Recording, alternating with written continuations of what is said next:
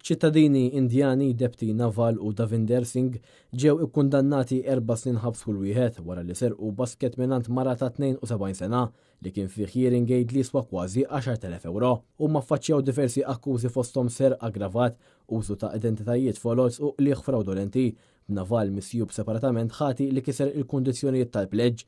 Il-qorti kkunsidrat in-natura tas-serqa u l-età tal-vittma kif ukoll in-nuqqas ta' rimmors li l-akkużati urew għall-azzjonijiet tagħhom. Il-mara rrapportat is-serqa fl-Asta tal-Awra fit-2 ta' Jannar 2023 fejn spjegat lill pulizija li kellha żewġ credit cards, nuċċalijiet, portmoney bil-flus u l-hearing aid fil-handbag tagħha. Il-pulizija skoprew li il-BOV cash link kienet intużat bejn is-sija u s-sija u nofsa filgħodu f'diversi ħwienet f'San Ġiljan. Huma ġew kondannati 4 snin proġunerija effettiva, ġew ordnati wkoll iħallsu 4,145 euro fi spejjeż tal-qorti. Il-prosekuzzjoni tmexxiet mill-ispetturi Lajden Zammit u Stephen Giulia.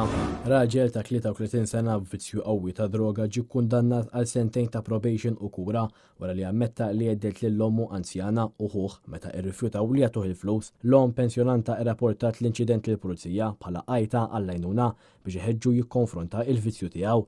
Charles Fenech, raġel bi problema ta' droga, wieġeb ħatti li jeddet u ta' fassidlu lill-familja tiegħu li kkaġunalhom biża' u li sar reċidiv.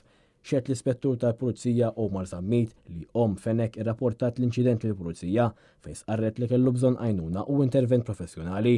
L-avukat Jose Herrera u Martina Herrera enfasizzaw il-ħtieġa ta' soluzzjoni sistematika għall-kwistjoni u sostnew li m'hemmx triq tan-nofs bejn il-ħabs u programmi ta' riabilitazzjoni ta' droga. L-ispettur qabel li għandha tingħata halfway house biex Fenech jibqa' matul il-proċess ta' 6 xhur ta' riabilitazzjoni tiegħu.